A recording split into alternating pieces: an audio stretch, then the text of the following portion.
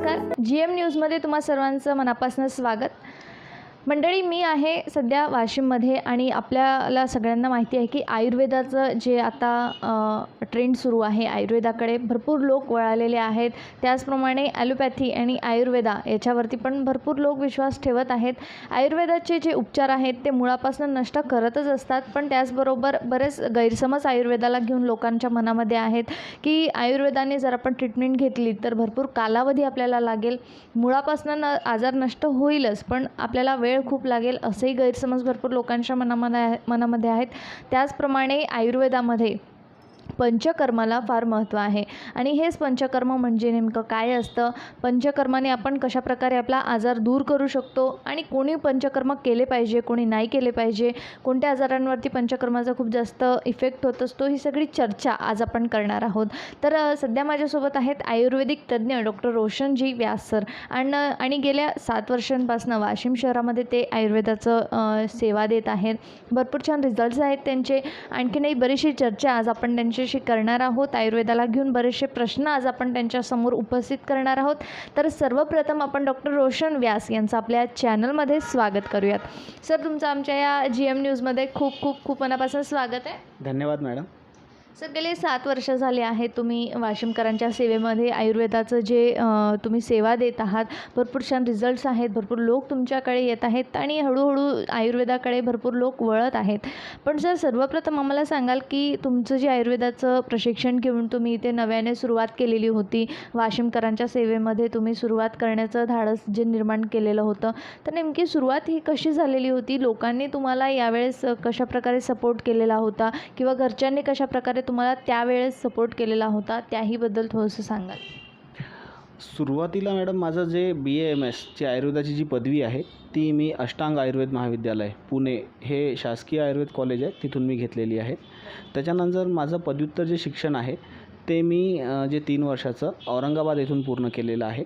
आणि त्याच्यानंतर मी थोडा अनुभव वेगळा घेण्यासाठी आपला आयुर्वेदामध्ये केरळीयन जे पंचकर्म आपण बऱ्याच वेळेला ऐकतो, तसं बघितलं तर पंचकर्म ही जगाच्या पाठीवर सगळीकडं सारखीच असतात, पण ते वेगळ्या पद्धतीनं थोड्या करण्याचा प्रयत्न किंवा त्यांनी थोडीची जी आपण त्याला सचोटी जी म्हणू ती वेगळा हातखंड केरळ इथल्या लोकांनी जो मिळवलेला आहे, अभ्यंगाचा, स्वेदनाचा किंवा इतर यंत्र वापरण्याचा, तर त्याचा अनुभव वेगळा घेण्यासाठी 3-4 महिन्याच्या कालावधीसाठी मी केरळला पण होतो. सर, जे काही तुम्ही आता अनुभव सांगितलेला आहे, जे शिक्षण तुम्ही पंचकर्माचं आणि आयुर्वेदाचं घेतलेलं आहे ते आत्ता तुम्ही सांगितलेलं आहे. पण सर, आयुर्वेदाला पंचकर्मामध्ये फार महत्त्व आहे. बरेच ऋषीमुनींनी पंचकर्माबद्दल खूप काही लिहून ठेवलेलं आहे. पण पंचकर्म म्हणजे नेमकं काय असतं? त्यातले जे 5 कर्म असतात ते नेमके काय असतात? याबद्दल आमच्या दर्शकांना थोडीशी माहिती द्या. बरं, खूपच छान प्रश्न विचारला आणि मला वाटतं की हा प्रश्न प्रत्येकाला ज्याला आपल्या आरोग्याविषयी थोडीफार काळजी आहे त्याच्या मनात कधीतरी येऊन गेलेला आहे. त्यांनी त्याचं कितीतरी काही लोकांनी समाधान करून घेतलं असेल किंवा त्यांना योग्य ते उत्तर मिळालंही नसेल. तर तुमच्या चॅनलच्या मार्फत आपण सगळ्यांचं समाधान करण्याचा प्रयत्न करूयात. पंच आणि कर्म. पंच म्हणजे 5 गोष्टी आणि कर्म मीन्स प्रोसिजर. तर त्याच्यात वमन, विरेचन, नस्य, रक्तमोक्षण आणि बस्ती या 5 गोष्टी आहेत. या प्रत्येक कर्माचं वेगवेगळं महत्त्व, इंडिकेशन, कुणी करावं कुणी नाही करावं, या सगळ्यांचं सखोल वर्णन आयुर्वेदामध्ये केलेलं आहे. जसं एखाद्याला दमाचा आजार असेल त्यासाठी वमन उपयोगी पडतं. आपण डे टू डे लाईफमध्ये बघतो की वाताचे आजार बऱ्याच वेळेला असतात, तर त्याच्यासाठी बस्तीसारखं कर्म खूप महत्त्वाचं आणि उपयोगी ठरतं. त्याच्यानंतर नस्य म्हणजे ऊर्ध्वजत्रुगत अवयव, म्हणजे साधारणतः जे आपल्या छातीच्या वरचे अवयव आहेत, नाक, कान, घसा, केसांच्या समस्या आपल्याला माहीतच आहेत, बरोबर. या सगळ्या समस्यांसाठी नस्याचा फार चांगला उपयोग होतो. रक्तमोक्षण म्हणजे जे शरीरात दूषित रक्त जे आहे ते बाहेर काढण्याची प्रक्रिया म्हणजे रक्तमोक्षण होय. तर त्वचा विकार असो, सोरायसिससारखे आजार आहेत, ऑटोइम्युन डिसऑर्डर आहे आणि वारंवार काही कालावधीनंतर ते होत असतात, तर ते रक्तमोक्षण आणि त्याच्यात फार चांगला रिझल्ट मिळतो. सर आता तुम्ही जे सांगितलेलं आहे पंचकर्माबद्दल बरेचसे लोक तुमच्याकडनं ट्रीटमेंट घेत आहेत, पंचकर्म करून घेत आहेत.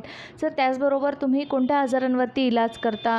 बरेचसे लोक तुमच्याकडे येतात, छान रिझल्ट्स आहेत तुमचे. पण यावेळेस आमच्या दर्शकांनाही माहीत पडायला हवं की कुठल्या आजारांवरती तुम्ही उपचार करीत आहात, कुठले आजार तुमच्यापासून निदान करत आहात, तुम्ही कुठल्या गोष्टींचं निदान करीत आहात, याबद्दल आमच्या दर्शकांना थोडंसं सांगा. माझं जे MDचं शिक्षण झालेलं आहे म्हणजे पदव्युत्तर शिक्षण माझं MD काय चिकित्सा म्हणजे मेडिसिन या विषयातनं झालेलं आहे. तर त्याच्यामध्ये विविध प्रकारच्या रोगांचं जो आहे त्याच्यामध्ये अनुभव मी घेतलेला आहे. त्याच्यामध्ये आपले जे मणक्याचे विकार आहेत, संधिवात असो, आमवात असो, असे विविध मणक्याचे आजार, त्वचा विकार, अशा सगळ्या प्रकारचे आयुर्वेदामध्ये जी स्पेशालिटी आहे, सुरुवातीला म्हणजे तुम्हाला शरीराचं बेसिक हे माहीत असणं अपेक्षित असेल. तर तो जर माहीत नसेल तर तुम्ही कुठलेही नेत्र असो किंवा पायाच्या अंगठ्याचा नख असो, तुम्ही कुठल्याही आजाराची ट्रीटमेंट तुमच्या शरीराची रचना आणि इतर गोष्टी माहीत असल्याशिवाय तुम्ही ती करू शकत नाही. बरोबर. तर आपल्या दवाखान्यामध्ये आपण इथं सर्व प्रकारचे उपचार म्हणजे पंचकर्माचे उपचार असोत किंवा औषधीद्वारे जी ट्रीटमेंट असते म्हणजे 2 प्रकार आहेत. एक शमन औषधी आणि शोधन म्हणजे शरीरातली घाण बाहेर काढणे पंचकर्माद्वारे, याला आपण शोधन ट्रीटमेंट म्हणतो. आणि शमन ट्रीटमेंटमध्ये की जसं आत्ताच नुकताच तयार झालेला कुठला व्याधी असेल, जसं आम्लपित्त असेल, ज्वर असेल 8-10 दिवसापासूनचा, तर प्रत्येक वेळेस त्याला शोधन करण्याची म्हणजे शरीरातली दोष बाहेर काढण्याची आवश्यकता नसते. तर अशा आजारांमध्ये शमन चिकित्सा म्हणजे औषध गोळ्याने उपचार करणे. बरोबर. तर या प्रकारचे उपचार आपल्या इथे होतात. सोबतच बऱ्याच वेळेला काय होतं की रुग्णांच्या मनामध्ये जसं आत्ता तीव्र कंबरदुखी आहे, लचक बसलेली आहे, आत्ताच डोकं दुखतं आहे भरपूर. बरोबर. आणि अशा वेळेस काय होतं की आयुर्वेदाविषयी माहीत नसते लोकांना की वेदनाशामक काही गोष्टी प्रक्रिया असतात, जसं अग्निकर्म आणि विद्धकर्म. ह्या 2 प्रोसिजर अशा आहेत की त्या इन्स्टंट रिझल्ट देणाऱ्या आहेत. प्रत्येक वेळेस तुम्हाला पेनकिलर खावीच लागेल अशी गरज राहणार नाही. म्हणजे पेनकिलर न खाताही आपण बरं होऊ शकतो आणि सोबत पेनकिलरमुळं होणारे जे आपले साईड इफेक्ट आहेत तेही आपण टाळता येऊ शकतात. तर हा आयुर्वेदाचा खूप एक उपेक्षित भाग आहे जो बऱ्याचशा लोकांना माहीत नाही आहे आणि त्यामुळे लोक त्या गोष्टीकडे लक्ष देत नाही. तर तुमच्या चॅनलद्वारे मी त्यांना सांगू इच्छितो की कुठल्याही प्रकारचा जो आजार आहे की जो आयुर्वेदाने जाणार नाही, अशा आजारांची संख्या खूप कमी आहे. तर त्याच्याविषयी आपण पुढं बोलूयात. जसं की सरांनी आत्ता सांगितलेलं आहे की बरेचसे आजार आहेत ते आयुर्वेदाने दूर होतात. आणि सर आयुर्वेदामध्ये भरपूर जे काही आजार आहेत, जवळपास सगळ्याच आजारांवरती उपचार करण्याची शक्ती आयुर्वेदामध्ये आहे. सर तरीही आजकाल बरेचसे लोक आहेत की बरेचसे लोक वळत आहेत आयुर्वेदाकडे, पण तरीही बऱ्याच लोकांच्या मनामध्ये काही गैरसमज आहेत आयुर्वेदाला घेऊन. बरेच लोकांचं म्हणणं आहे की आयुर्वेदिक हे मुळापासून तर आजार नष्ट करतं आहे, पण याला खूप वेळ लागेल, खूप काळ जाईल त्याच्यामध्ये, तेवढा वेळ आपल्याला तो आजार म्हणजे सहन करावा लागेल. तर यावेळेस तुम्ही आमच्या चॅनलच्या मार्फत हे जे लोक आहेत ज्यांच्या मनामध्ये हे गैरसमज सतत सुरू असतात, हे गैरसमज तुम्ही कशाप्रकारे दूर कराल? खूपच छान प्रश्न विचारला मॅडम तुम्ही की प्रत्येक वेळ पेशंटला आमचाही वैयक्तिक अनुभव असा येतो की आयुर्वेदांनी रिझल्ट येतो, पेशंट स्वतः सांगतो, पण वेळ भरपूर लागतो. तर मुळात तसं नाही आहे. कुठलाही जो आजार आहे, जो नवीन उद्भव झालेला असेल तर तो लवकर बरा होईल. एखादा आजार जर जो फार जुना आहे, जो इतर कुठल्याही पॅथीमध्ये बरा नाही झाला, तर तो काही कालांतराने आयुर्वेदामध्ये बरा होतो. हेच त्याचं वैशिष्ट्य आहे. जो कुठे बरा होणार नाही आहे, तो आयुर्वेदशास्त्राच्या दृष्टीने आपण त्याला बरं करू शकतो, त्या माणसाला रोगमुक्त करू शकतो. बरोबर.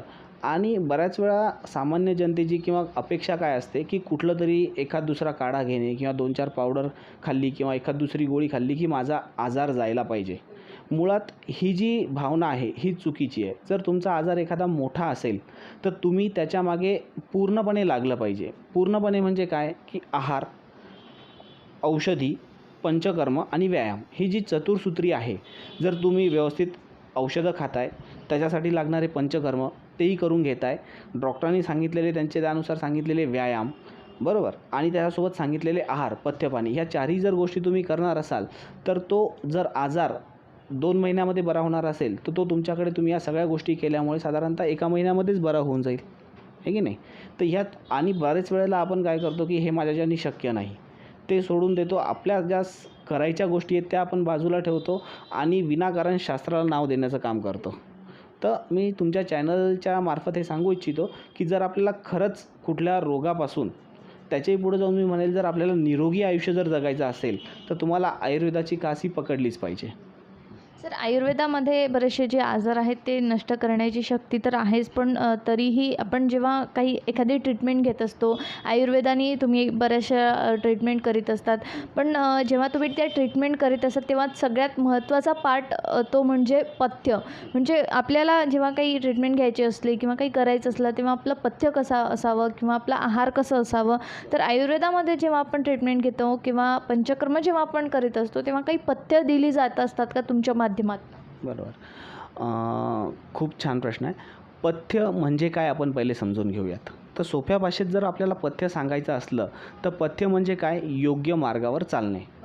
आता याचं उत्तर ऐकल्याच्या नंतर हा पुढचा प्रश्न यायलाच नको की योग्य मार्गावर किती दिवस चालायचं आहे किंवा पथ्य किती दिवस फॉलो करायचं आहे. तर याचं सहज उत्तर म्हणजे काय, मरेपर्यंत.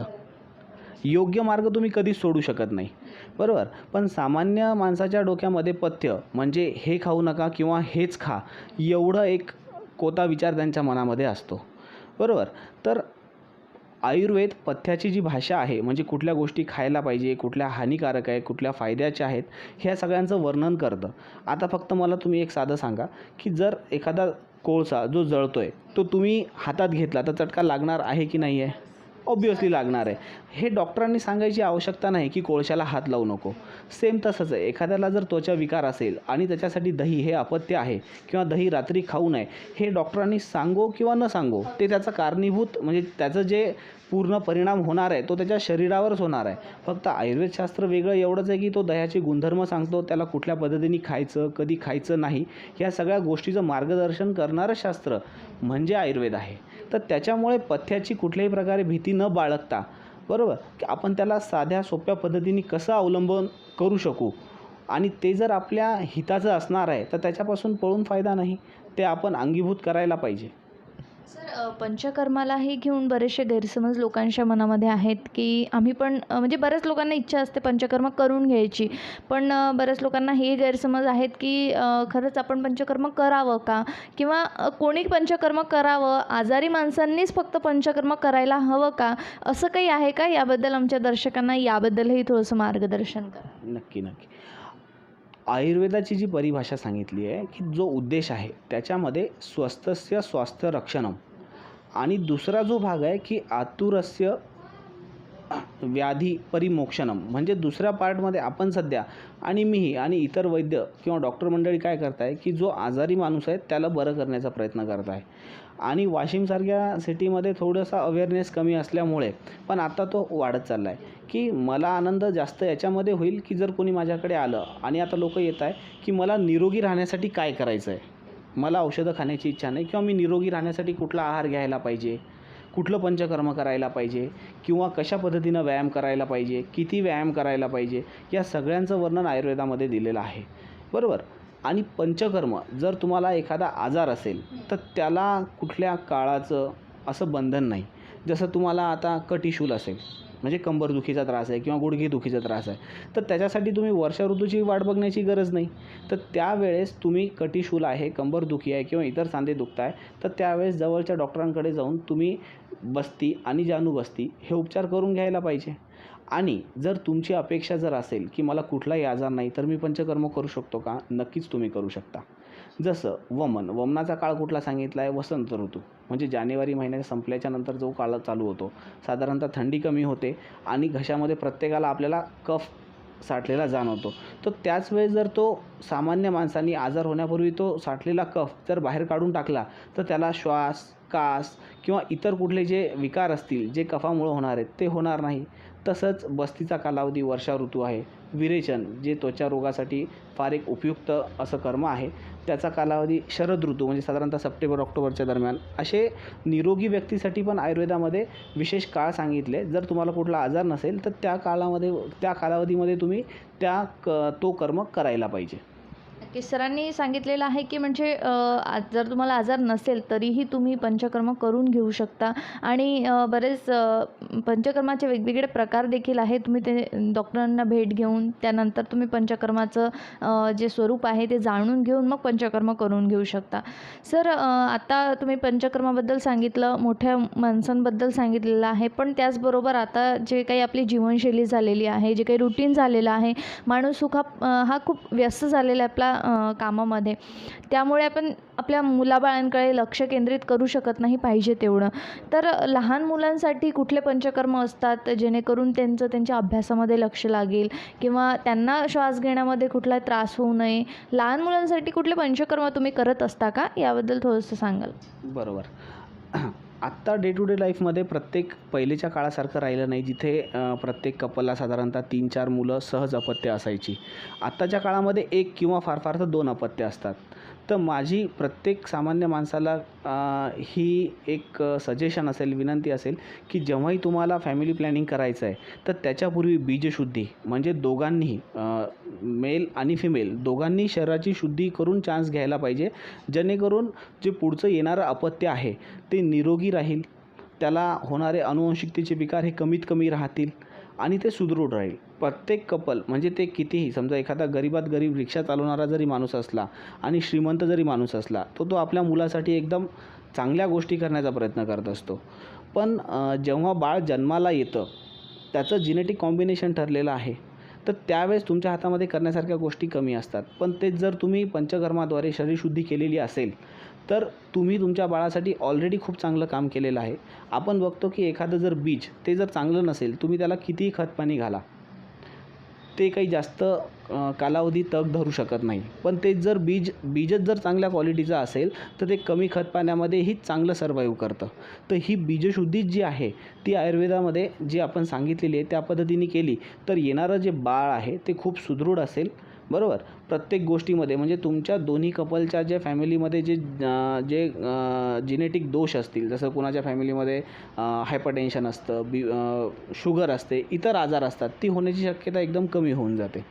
आणि बाळ जन्माला आल्याच्या नंतर एक साधारणतः सुवर्णप्राशन म्हणजे लहान बाळांना पुष्य नक्षत्राच्या दिवशी देण्याचा जो एक आयुर्वेदिक इम्युनायझेशनचा डोस असतो, तो दर महिन्याच्या पुष्य नक्षत्राला असतो. तो प्रत्येक पालकांनी आपल्या मुलांना द्यावा. सोबतच जो एक तुम्ही प्रश्न विचारला की आत्ताची जी पिढी आहे, मागच्या लॉकडाऊनमध्ये मोबाईलचा वापर, पहिले आपण सांगायचो मुलांना की मोबाईल कमी वापरा, पण आता कंडिशन अशी आली आहे की आपल्याला सांगावं लागतं की जा मोबाईल घे आणि अभ्यास कर. बरोबर. मग जो मुलगा कधीतरी फोनवर बोलण्यासाठी फोन हातात घ्यायचा किंवा आपण त्याच्या हातात द्यायचो, त्याच्या हातात साधारणतः किमान 2 ते 4 तास तरी मोबाईल असतो. मी किमान हा शब्द वापरलेला आहे. माझ्याकडे कितीतरी पालक असे येतात की आमचा मुलगा जो आहे तो 8-8 तास मोबाईल, म्हणजे जागी असला तर त्याला मोबाईल पाहिजे किंवा टी व्ही पाहिजे. मग त्याचे डोळे हे चांगले राहतील का? तर ऑब्व्हियसली नाहीच राहणार. कुठल्याही अवयवाचा जर तुम्ही अतियोग केला तर ऑब्व्हियसली त्याचा दुष्परिणाम होणार आहे. तर मग त्याच्यासाठी नेत्रधर्मण नावाची चिकित्सा आहे. किंवा एखाद्या अवयवाची जर आपण जास्त वापर करत असलो तर त्याची तेवढीच काळजी घेणंही आवश्यक असतं. आपल्या प्रत्येकाला माहिती आहे, आपण स्वतःच्या शरीरापेक्षा गाडीची काळजी जास्त करतो. गाडी ही चालताना पेट्रोलवर चालते, बरोबर. पण दर 4 महिन्यांनी 3 महिन्यांनी आपण तिचं ऑइल चेक करतो, ते बदलतो, 2000 किलोमीटरला त्याची सर्व्हिसिंग करून घेतो. शरीराच्या बाबतीत आपण असं काय करतो? काहीच नाही करत, बरोबर. तर हे पण शरीराची पण सर्व्हिसिंग करणं हे पण फार आवश्यक आहे. म्हणजे आपलं पेट्रोल म्हणजे काय? खाद्य अन्न झालं, पोळी भाजी वरण भात. पण गुडघ्यांसाठी काय आवश्यक आहे? तर तेल आवश्यक आहे, तूप टाकणं आवश्यक आहे, जेणेकरून तुमच्या अवयवाची जी कॅपॅसिटी आहे ती चांगली होईल, त्याच्यावरचा ताण तो मुक्त होईल. असंच हे प्रत्येक अवयवासंबंधीचं आहे. तर त्या अनुषंगाने आपण आपल्या बाळाला नित्य 2-3 गोष्टी, एक अभ्यंग करणं म्हणजे शरीराला बाळाची मालिश करणं. उन्हाळ्याचे 2-3 महिने जर सोडले तर अभ्यंगम आचरेत नित्यम म्हणजे ती नित्य करायची गोष्ट आहे, जी आपण कुठंतरी खूप दुर्लक्षित दिवाळीपुरती मर्यादित केलेली आहे. त्यांनी बाळाचे जे आपण बघतो की आपले आजी आजोबा कधीतरी आत्ता त्यांच्या पडल्याच्या नंतर कुठंतरी फ्रॅक्चर जाणवतं. पण आत्ताची पिढी अशी आहे की पाय घसरला आणि पायाचं फ्रॅक्चर झालं. तर याचं कारण हेच होतं की आत्ता जी गोष्ट पूर्वी बाळाच्या 3ऱ्या-4थ्या वर्षापर्यंत सलग तेल लावणं व्हायचं ते कुठंतरी पूर्णपणे बंद झालेलं आहे. त्याच्यामुळं नित्य अभ्यंग करायला पाहिजे. नेत्रदर्पणसारख्या गोष्टी आहेत, सुवर्णप्राशनसारख्या गोष्टी आहेत, वर्धमान पिंपळी रसायन म्हणजे जे वर्षभरातनं किमान फक्त आपल्याला 21 दिवस घ्यायचं आहे, ज्याने तुमची बुद्धी, प्राणव स्रोतस म्हणजे जे रेस्पिरेटरी ट्रॅकचे जे इन्फेक्शन आहे, तुम्ही जर बाळाला कुठल्याही बाळाच्या आईला जर विचारलं तर 2-4 महिन्यांनी काय झालं आहे, सर्दी खोकला ताप हेच उत्तर भेटतं. तर स्पेशल तेवढा विचार करून आचार्यांनी वर्धमान पिंपळी नावाचं एक रसायन दिलं आहे की त्याचं सेवन जर तुम्ही 21 दिवस करत असाल तर तुमच्या बाळाला हे 80% सर्दी खोकला तापसारखे विकार हे होतच नाही. हे आमच्या पेशंटनी बऱ्याच वेळा अनुभवलेलं आहे आणि प्रत्येकजण याचा अनुभव घेऊ शकतो. छान माहिती सरांनी यावेळेस दिलेली आहे. आणि जसं की सरांनी आत्ता सांगितलं की ज्याप्रमाणे आपण आपल्या गाडीची सर्व्हिसिंग करत असतो, त्याचं ऑइल चेक करत असतो, त्याचप्रमाणे आपण आपल्या शरीराची पण सर्व्हिसिंग त्याचप्रमाणे करायला पाहिजे आणि त्याचप्रमाणे आपण आपल्या शरीराची, आपल्या प्रत्येक अवयवाची काळजी घ्यायला पाहिजे, असंही मार्गदर्शन त्यांनी यावेळेस केलेलं आहे. सर, तुम्ही यावेळेस या वाशिमकरांना, जनतेला काय संदेश द्याल, काय आवाहन कराल? मी या चॅनलच्या तुमच्या गजर महाराष्ट्र याच्या माध्यमातून सगळ्या जनतेला एक आव्हान करू इच्छितो की प्रत्येकजण कुठल्या तरी गोष्टीच्या मागं लागलेला आहे. बरं, ह्या सगळ्या डे टू डे ॲक्टिव्हिटीज चालतच राहणार आहे, पण याच्या मागे लागलेला असताना तुम्ही तुमच्या आरोग्यासोबत खेळ करू नये. बरोबर, रादर आरोग्य तुमचं जर चांगलं असेल तर तुमचं टार्गेट जे काही तुमच्या डोक्यामध्ये असेल ते तुम्हाला चांगल्या प्रकारे अचीव करता येईल. आत्ता तुम्ही विचार करताय की जर नाही मला या पगाराची नोकरी लागली पाहिजे, मला हे घर झालं पाहिजे, गाडी झालं पाहिजे. कदाचित कशाला बरेचसे पेशंट आम्ही आता बघतो की जे वयाच्या 45 आहेत त्यांच्याकडे गाड्या आहेत, बरोबर, घर आहेत, सगळ्या गोष्टी आहेत, पण त्यांना आता त्यांच्या आरोग्यासाठी सायकल चालवावी लागते आहे. बरोबर, तर हे तुम्ही ज्या गोष्टी अचीव करताय पण त्या कुठल्या किमतीवर अचीव करताय. जर त्याची किंमत जर आरोग्य असेल तर कुठंतरी थोडंसं थांबून आरोग्याकडे लक्ष देण्याची आवश्यकता आहे. त्याच्यासाठी आयुर्वेद तुमच्या अगदी सोबतच आहे. कुठल्याही गोष्टीसाठी तुम्हाला सल्ला लागला तुम्ही कधीही येऊन दवाखान्यात भेट देऊ शकता. आणि रादर आयुर्वेद हे तुम्हाला फक्त आजारमुक्त नाही करत, तर ते तुम्हाला जीवन जगण्याची एक पद्धत शिकवतं. तर त्या गोष्टीकडे एक व्यवस्थित डोळे उघडून बघण्याची गरज आहे. तुमच्या चॅनलच्या मार्फत मी हे सगळ्यांना सांगू इच्छितो की स्वतःची तब्येत आणि आरोग्य सांभाळतच सगळ्या गोष्टी करा. ते अगदी सोपं आहे, फार अवघड काहीच नाही आहे. दिवसांसाठी आपल्याला दिनचर्येमधले एक साधारणतः 30-35 मिनटं दिले आणि वर्षाचा जसा आपण मोबाईलचा दर 3 महिन्यांनी आपण एक रिचार्ज करतो, 3 महिन्यांनी कशाला 84 दिवसांनीच करतो, बरोबर, तसाच आपण वर्षभराच्या मागे म्हणजे 365 दिवसाच्या मागे जर एक कुठला पंचकर्म जर केलं, वमन असो, विरेचन असो, आपल्या शरीरासाठी कुठलं योग्य आहे किंवा बस्ती असो, हे जवळच्या डॉक्टरांना जाऊन तुम्ही भेटले तर तुमचं शरीर हे पहिलेपेक्षा खूप कितीतरी चांगलं होईल आणि तुम्ही तुमची जे कामं करताय ते खूप चांगल्या प्रकारे करू शकाल. खूप खूप धन्यवाद सर दिलेल्या सगळ्या माहितीबद्दल आणि आमच्या GM न्यूजला तुम्ही तुमचा अमूल्य वेळ दिल्याबद्दल तुमचे खूप खूप आभार. थँक्यू.